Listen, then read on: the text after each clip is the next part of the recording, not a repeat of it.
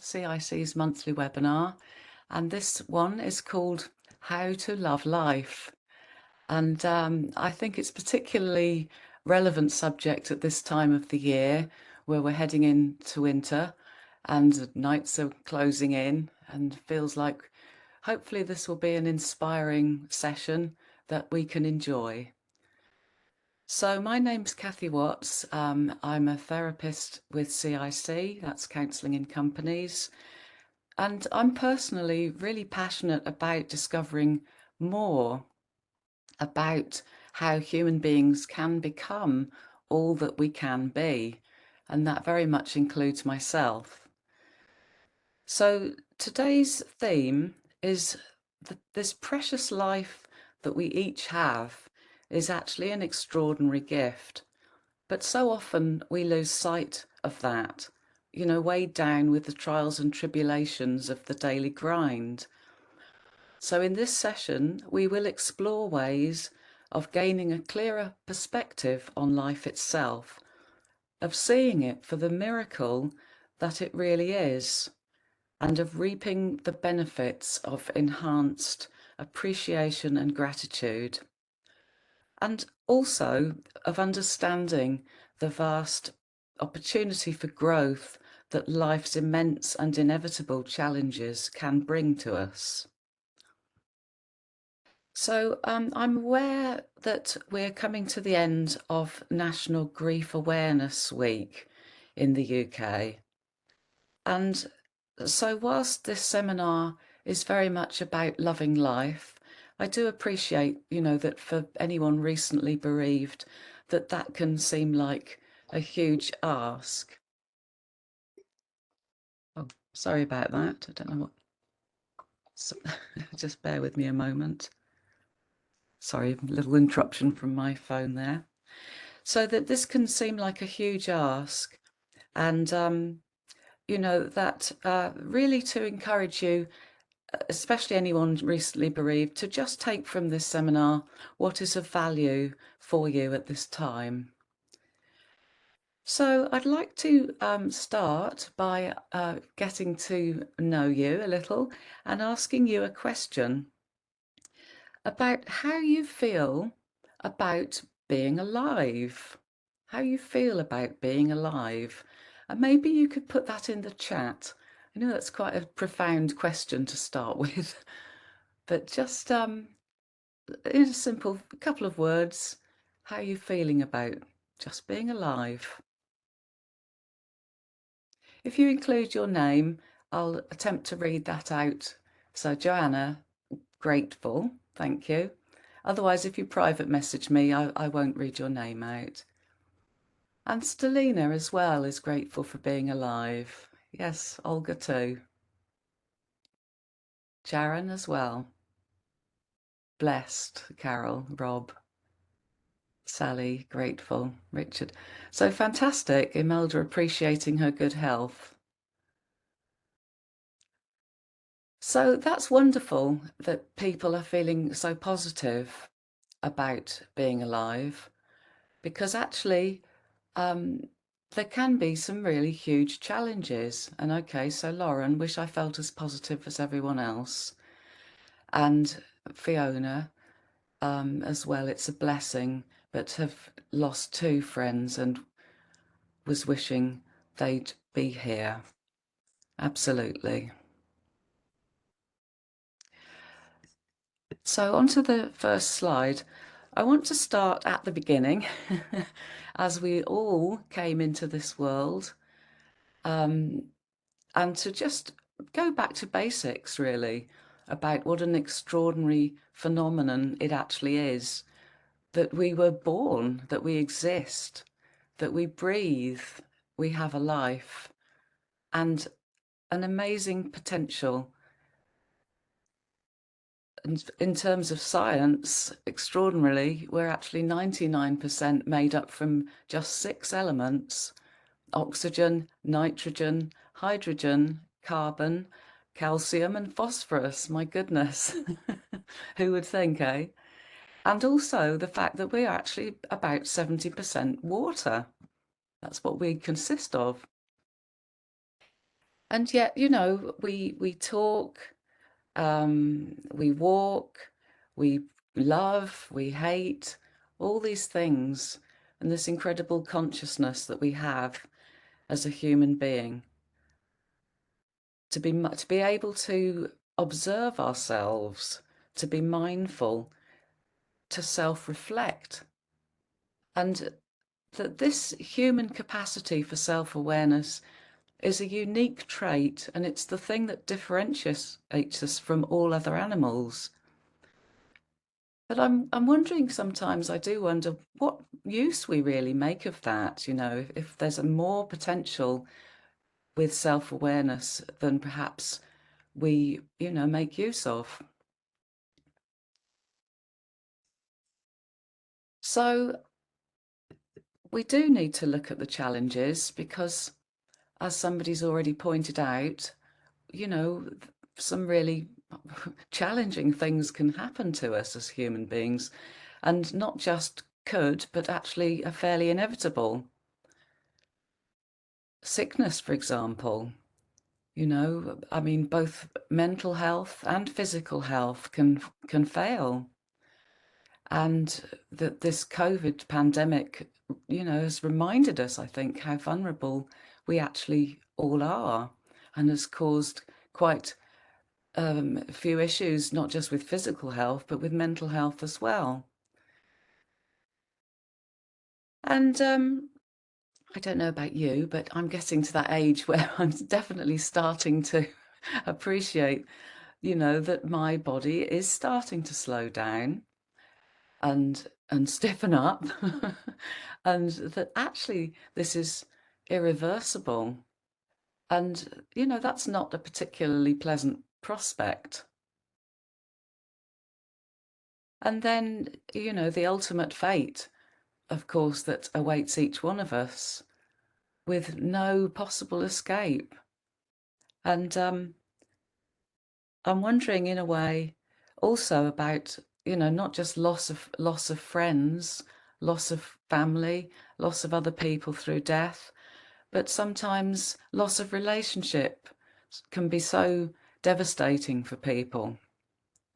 So that there's a lot that we face, and I'm wondering if you might share in the chat room which of these challenges that you find to be the most difficult, and maybe why.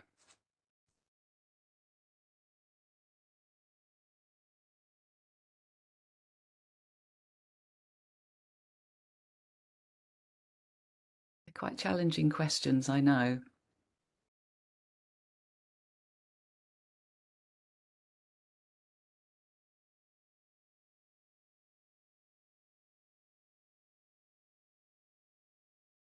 Just give you a couple of minutes. So from Kerry, loss and death is the most difficult for her. Yeah. And I think that sometimes, because it's so final, and yeah, unexpected loss or death, Stelina, even more difficult when it's sudden. Old age from Tom, to seen his dad deteriorating, and someone worrying about losing people close to you. Yeah. Parents aging, old age and sickness, Imelda. Yes. All of them, really. Yeah. Sickness. Sharon had to care for her dad during end of life. And from Sue, the loss of a loved one. Yeah. Fiona, sudden death. Yeah. And I guess, it's so difficult for our brain to even fully contemplate the reality of death. It's kind of beyond our comprehension. And so it involves a lot of trust, and of course losing people that are close. We don't know what's happened to them. We hope they've gone somewhere nice, um, and that's as much as we can do, really. And it's very challenging. These people perhaps have been around us all our life. We've relied on them. Sometimes they've brought us into the world. Yeah. Thank you, Sarah. Slowing down the aging process. Yeah. Yeah. So, and with loss and grief, there are emotions that come that are natural and that are actually helpful as part of the grieving process, such as anger, feeling helpless, fear, and just plain survivor guilt that, it doesn't make sense. Perhaps I'm still alive. This person who I was so close to has gone. And of course, particularly difficult losses are suicide. Um, I lost my mother to suicide some 30 years ago, and it never fully leaves you, even though, of course, I'm through most of the pain, there's still an effect of that all these years later. And of course, anyone who has lost a child, that is a particularly distressing challenge as well. So, further challenges. We're looking at the full picture here. So we have basic survival needs, and sometimes these are challenged big time. Natural disasters happen completely out of our control. Floods, earthquakes, droughts can cause devastating, massive loss of life. Situation in Pakistan recently. I mean, it's just as soon as one's sorted out, another one happens, it seems sometimes. Um, and these can lead to violence and poverty, homelessness, starvation. And even if we're not involved directly, um, we witness these on a daily basis, often with the news reporting global situations. And that can make us perhaps feel unable to make a difference. And I'm wondering what that evokes in people, what feelings that evokes in people. Perhaps you could share in the chat.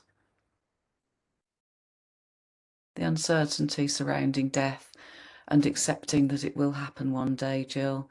Sadness, Olga. Sadness, yeah.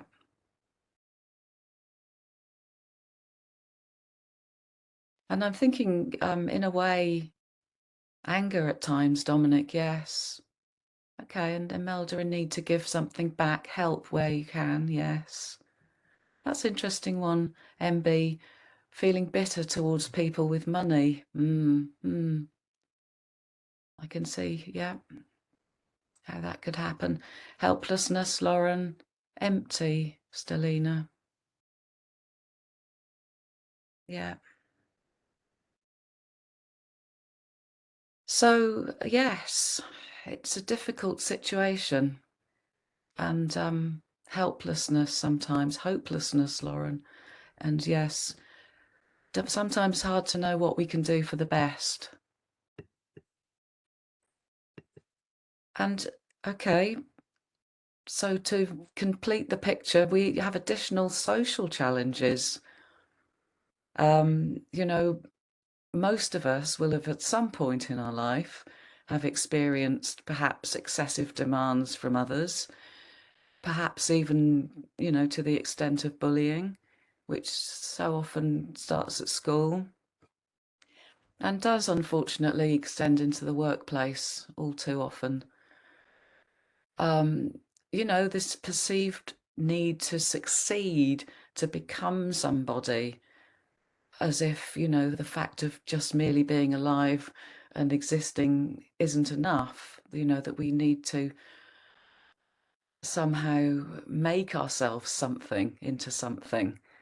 And our reputation goes with that. Our self-esteem is attached to that. And of course, people judge, and that can lead to ostracism and perhaps sometimes a personal sense of failure. And there's no doubt, that the discrimination goes on, which can lead to feeling and being rejected, that no one said that life was fair, which is an interesting thought. Somehow we feel that it should be. It should be fair, but in fact, at least the circumstances of life are often not fair. And that can make us feel angry and frustrated and confused. And so we want to look at really, with all these huge challenges that are very real, how we can turn this around and genuinely come to love life and to feel at peace and to have hope and joy and really to see that glass half full rather than half empty, um, without going into a sort of fake denial, Pollyanna, happy clappy. I'm not really talking about that at all. I'm talking about really how we can genuinely turn this around. So, over to Einstein here, who said, a quote of his definition of insanity is doing the same thing over and over and expecting different results. That's interesting, isn't it? Because actually so often we find ourselves doing that, somehow hoping that things will change, but continuing to do the same thing. And of course, therefore, the first thing that we have to do is actually to stop. And even in the height of panic or when things are about to come crashing down, like this wave here, that sometimes that's the most important time to stop. And this tool, the stop tool, is something that I often use with clients. And a lot of people have found this simple tool extremely helpful. So I'm just going to talk you through it first of all, and then we'll have a go at doing this in the session for anyone who's comfortable to do that. So the tool actually can be used in short spurts. So, for example, a momentary stop, maybe if you're about to get angry or something, you might want to just stop and not go there, but just give yourself a little second and then think how you'd like to respond. So that would be a short stop. Or it can be a medium stop, like, for example, every day I have a daily inner peace practice, which I actually do for 1 hour a day. And that might sound like a lot, but a lot of people actually just watch TV for 1 hour a day. So it's not really that much.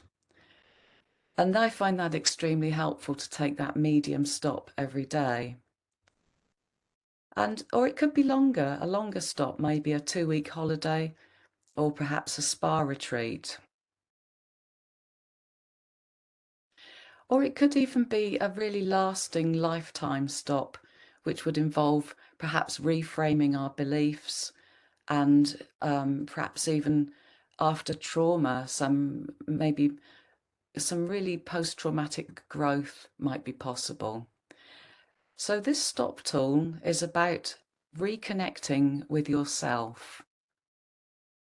And we're looking at stepping back, taking a breath, observing, and getting perspective.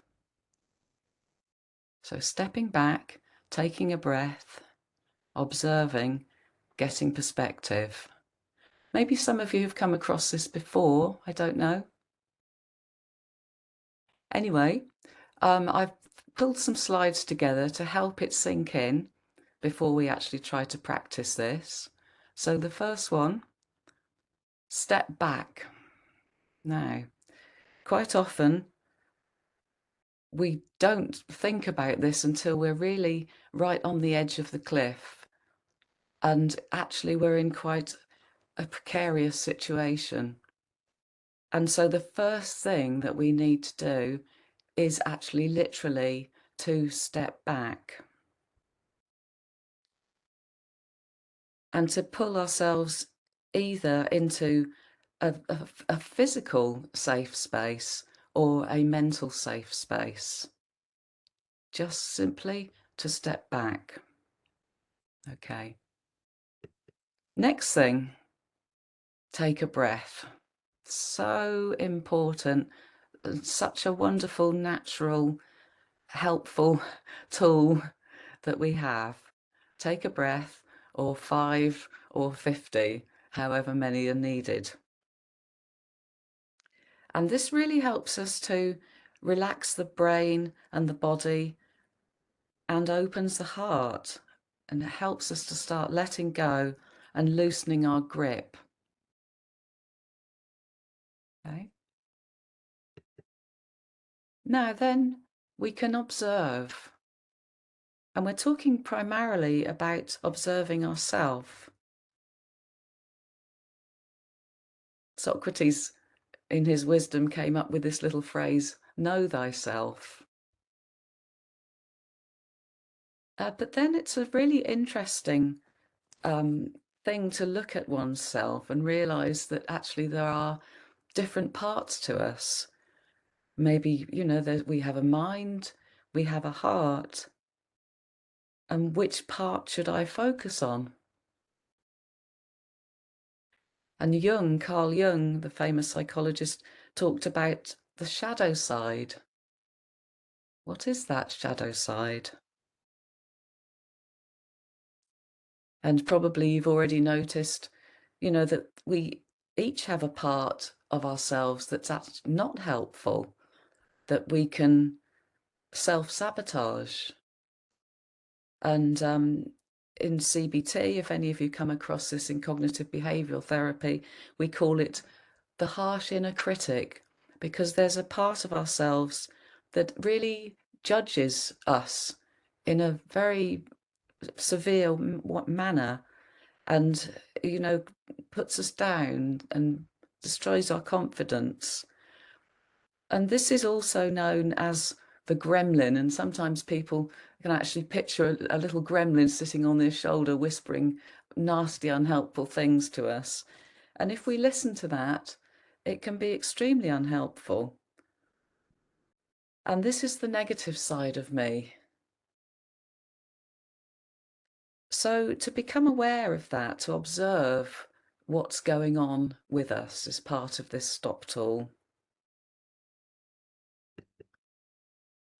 And then to get perspective, to get things into perspective. I like this picture here of a cup of tea or coffee with being a relaxing thing and all the busyness going on in the background.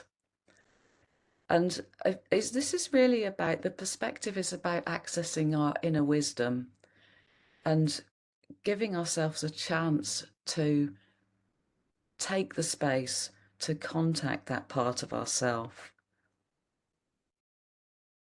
And so let's have a go at this. Let's have a go at this, if you're okay to do that. So I'm going to suggest that you just get comfortable wherever you are in your seat. And sometimes it's nice if you want to just close your eyes. And I'll gently talk you through this. We'll just do this for a couple of minutes perhaps. And let's just see if we can experience the difference that it makes to how we feel. So if anyone would just like to close their eyes and literally think about stepping back.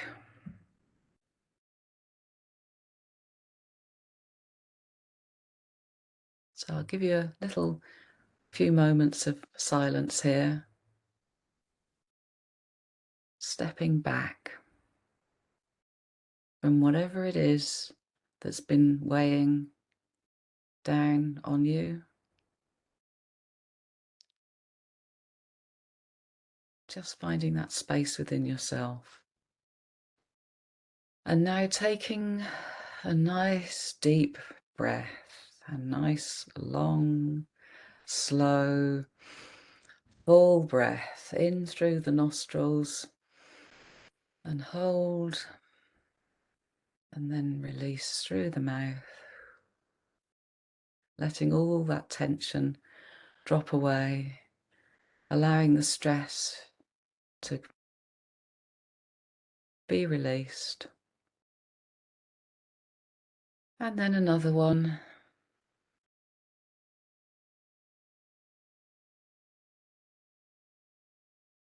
Again, hold, and then allow it to come out nice and slowly, all the way out, so that your body actually relaxes at the end of the breath. Before taking another one in, holding, and then releasing. Then just to gently observe what's going on in me at this time.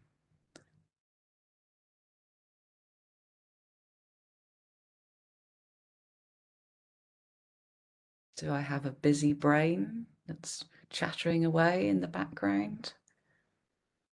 How is it feeling? Is it positive? Is it negative? Is it distracting? Is it helpful? And am I feeling a little more peaceful than I was? Having taken those breaths, is my body relaxed? Or is there areas of tightness or pain? So just observing what's going on with me in this moment here. And getting perspective on how I could be. Stepping back into the wisdom and the fact that this is my life. This is just a moment in my life, and that I want to appreciate it. This time, this hour that we have together is priceless, actually. It's never going to come again. And this is a very limited commodity. So I'd like to read a quote from an existential psychotherapist, Emmy van Derzen. And she says, stemming the flow of thought, in silence we rediscover the truths we have lost.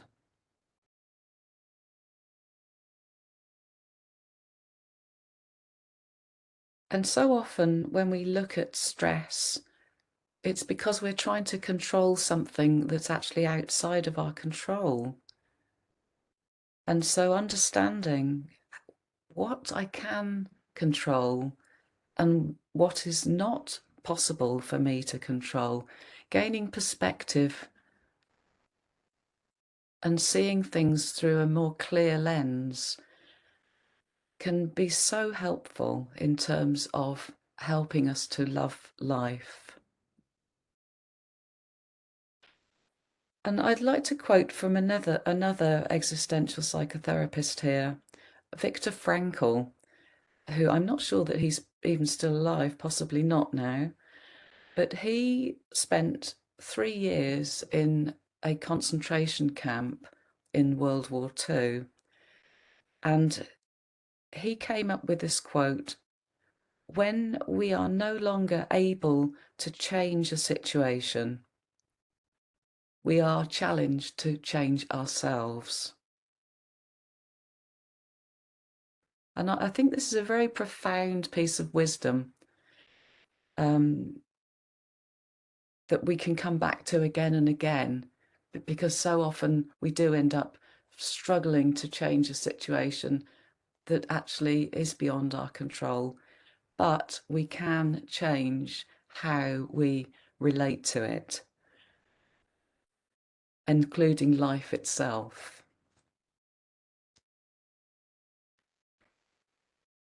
Okay, so moving further in now to looking at how we can love life, one of the things that we do is that we tend to give away ourselves to so many different sources that end up draining us rather than giving to us, enhancing our existence.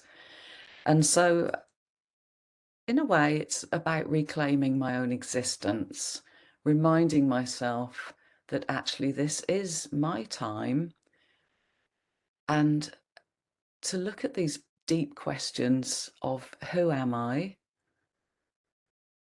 and what am I doing here? To look at the fact that I have different parts of myself and how I can use those to my advantage. And the fact that I usually spend so much time working on and worrying about my relationships with others, whereas in fact my relationship with myself is very important and can make a huge difference if I give a little time to my inner being. So the big question, and this is for me too, every day I want to revisit these questions about what do I want in my life? Who am I? What am I doing here? And what do I want in this day? What do I want to experience today? So that's a question I'd like to put out to you. If you'd like to share again in the chat room.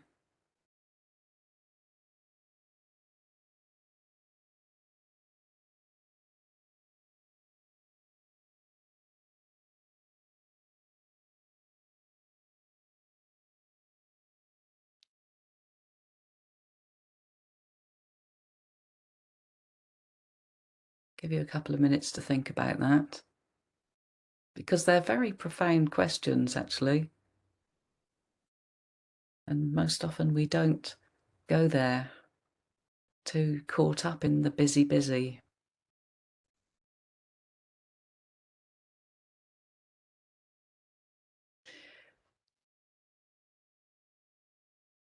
Whilst you're thinking on, okay, thank you, Dominic. Lasting connections. Sally, peace and good health. Kerry, more fun and to enjoy time with my friends and family. Olga, to be content and happy. Yes. Carolyn, my heart and mind are very contrasting. Yes. And which one? Which one should we try and satisfy? And to what degree? Fulfillment, Carol, yes. And I guess the question then being, how much of these? Someone else has put purpose in life, absolutely. Yes, meaningful time. And I guess the question is, yes, how much of this are we actually manifesting on a daily basis? Okay. And this is obviously directly connected with loving life, because the more we have of what we actually really want, the more we're going to love life. I'd like to just share a quote from Irvin Yalom, who is, you may have come across, he's quite a well-known existential psychotherapist. He's now in his 90s, and recently he was interviewed, and as he was looking back over his life, feels content that he has lived what he's described as a well-lived life, not coming from a place of ego, but the fact that he feels that he did with his life what he wanted to do with it. And in a way, this is a very personal thing. No one else can judge, although they might do. It's a very personal decision about how we each live our life. But I think that to be able to look back in our old age and actually feel, yes, of course, we've all made mistakes and perhaps gone to places we wish we hadn't gone. But overall, that I made those decisions that actually have led to a sense of fulfillment, a sense of contentment, that my time was meaningful to me, and that it's never too late to start.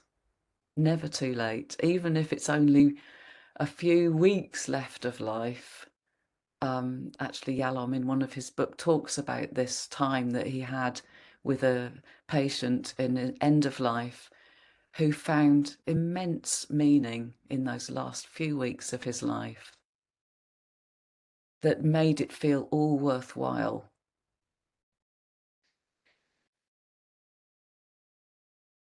And another quote from Emmy van Derzen, happiness is nothing except the simple harmony between human beings and the life they lead.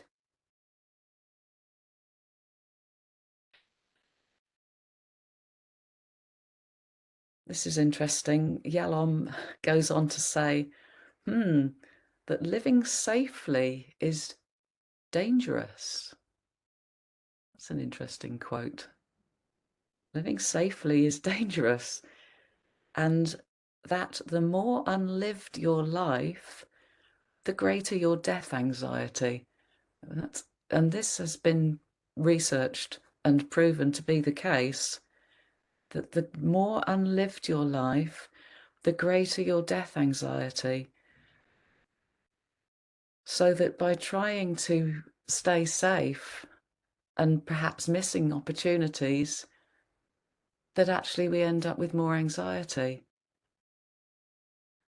It's a lot to think about.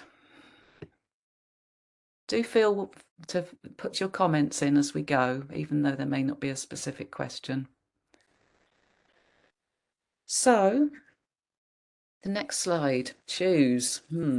Okay. So I feel that to some degree we all have an inner battle. That is just the human condition, and that we are all faced with choices every day, some little ones, some bigger ones, and that this story about the two wolves, the good wolf and the bad wolf, okay, so there's 50% of each wolf in each person, and this power of choice is what's going to make the difference, what we choose. So we in every moment we have a choice which way to go, and sometimes it can take a real effort to actually choose the good wolf. But in fact, when we look at the inner battle and think, well, which wolf is going to win? Actually, it's the wolf that we feed that's going to win. So it's a case of not so much trying to get the bad wolf to go away. It's a case of simply feeding the good wolf, and that will strengthen that good wolf. And the more we do it, the stronger that wolf will get. And you know, this process of changing for the better is a case of every little small step, every little tiny bit helps, and that as we do this, it gradually starts to build. But choosing to change does require other things that that are important to help us decide, because clarity is so important in terms of making the right choice. It's so easy sometimes to actually even perhaps think that maybe you're choosing the wolf, when in fact actually it's just been confusing and you haven't. You haven't, because you haven't been clear. So this clarity, this inner wisdom, this perspective, getting this perspective about what is the good choice, really important. And then discovering our creativity and tapping into that, looking for solutions that work for us. And I know some people think, well, oh, I'm not a creative person, but then that's the negative wolf coming in and telling you that. We're all born creative. It's inherent within us, and maybe we haven't discovered it. So giving ourselves a chance, really. And then this amazing quality of courage, which is such an important resource. And again, that we all have it, and that we can build on that. And I've, personally experienced a lot of fear, a lot of anxiety in my life, and have had to work very hard and carefully to develop and access courage within myself. But I can see that the more I do it, actually, the easier it becomes.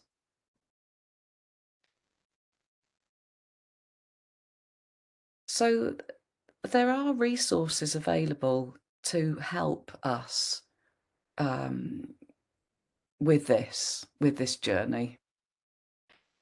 And when these new doors open, to be able to choose to go through them, okay? Because that's a really important step. I actually need to find the capacity to go through them. So obviously, as a therapist, I'm well aware, and I've been through my own personal therapy in the past, how powerful it can be.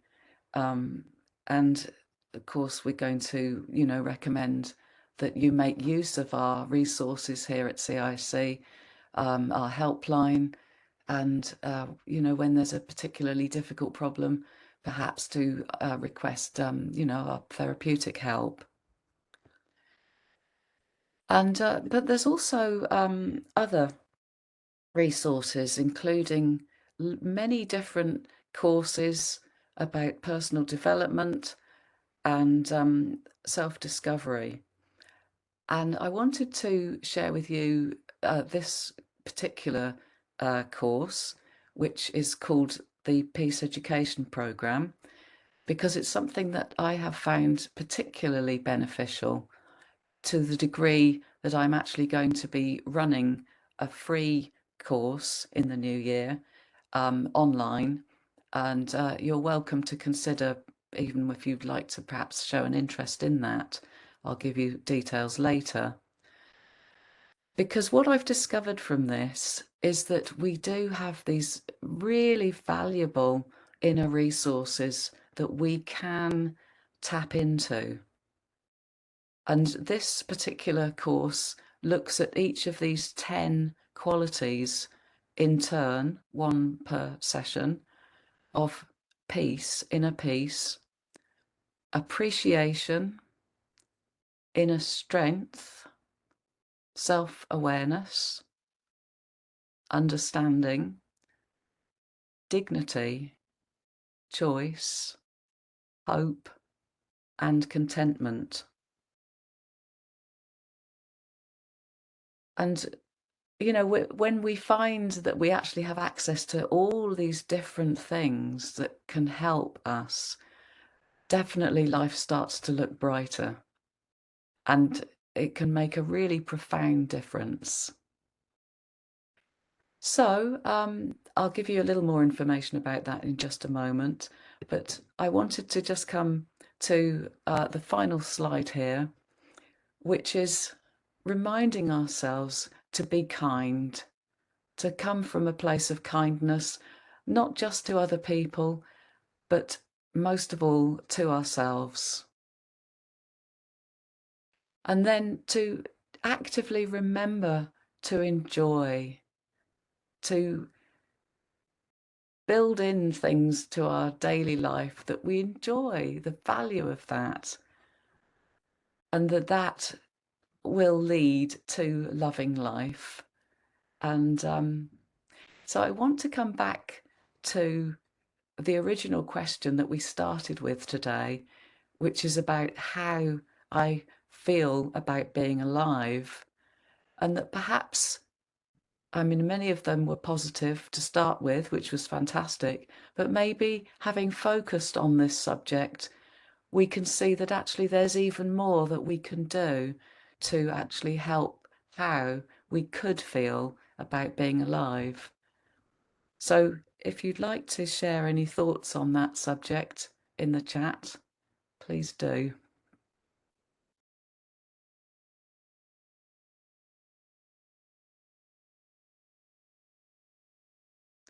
Okay, thank you, Carolyn. Lucky and excited. Yes, Kerry as well, excited and inspired. Yeah. So this is great, okay, because it's very much about feeling more energized, not just grateful, but actually feeling potentially excited about life. Okay, so Fiona, my friend had a terminal cancer diagnosis. She spent the summer on a celebration of life. Amazing. I found it and her way of dealing with this humbling, absolutely awe-inspiring and inspirational. Thank you, Fiona, for that story. Yes, indeed. Frankie making the most of every moment, absolutely. Olga, excited and grateful for every day, literally every day. Imelda, taking or at least considering every opportunity. Yeah, very much so. Very much so.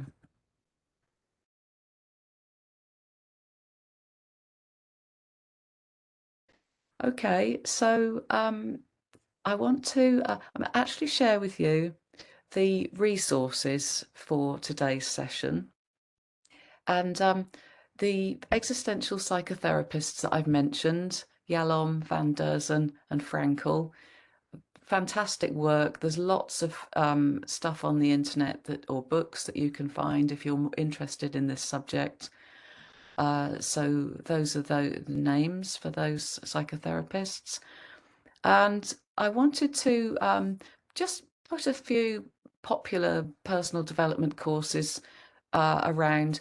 I'm personally only very familiar with the Peace Education Programme, so I'm not endorsing the others, but I'm aware that other people have certainly found them helpful. We've got mindfulness-based stress reduction, resilience training, action for happiness, meditation workshops online, School of Awakening. And I mean, some of the, they have different aspects to them. Some of them are perhaps a bit more spiritually inclined. Some are looking at resilience, stress reduction, as opposed to actually building on the joy. So there's lots of different, aspects. And really, it's a case of if you want to consider finding something that you feel drawn to. And just to bring in Sally's comment here about taking responsibility for your own happiness, because no one's going to do it for you. Absolutely. Yeah. Okay. So I want to just share with you a little bit more about this course because this is something that I've personally benefited from to the degree that I've decided to actually run this course on a voluntary basis, because it feels so good to help other people discover, and so enjoyable to be witnessing people coming to actually feel a huge shift in life in terms of personal peace and ability to love life. So you can check this out at the link here, TPRF, which is the Prem Rawat Foundation. And then if you would like to have any further information or to reserve a place on this course, you're very welcome to email me at kathy@aboutLifeLearning.com. So you can do a print screen here, or this will be recorded and you can look on the video that's recorded if you haven't got that. So each workshop contains video clips of renowned author and speaker Prem Rawat and consists of facilitated reflection time, participant discussion, workbook activities, reading material, and so it makes the workshops varied as well as fun and meaningful. So I'd be more than happy to respond to anyone who would like to find out more about that. Okay, so that does bring us to the conclusion of this webinar. Thank you so much for your attention and your contributions. It's really been a pleasure to spend time focusing on this really important subject with you. So if you're looking for any more support, thank you for your comments. Thank you very much. If you're looking for more support at CiC, you can sign up for our newsletter at cicwellbeing.com, subscribe to our YouTube channel, and also check out the website for different types of support that we can offer. Would be more than happy to do that. Thank you for your thank yous. That's very heartwarming, and I'm glad that you've enjoyed it, and hope that you've really benefited, as I have, from spending this hour on this fantastic subject. So, okay, I think that's it for today. You've got 5 minutes of your hour left, just to maybe take another little stop. There's never not a good time for a little stop. So, take care, go well, and enjoy and love this life. Okay, bye-bye.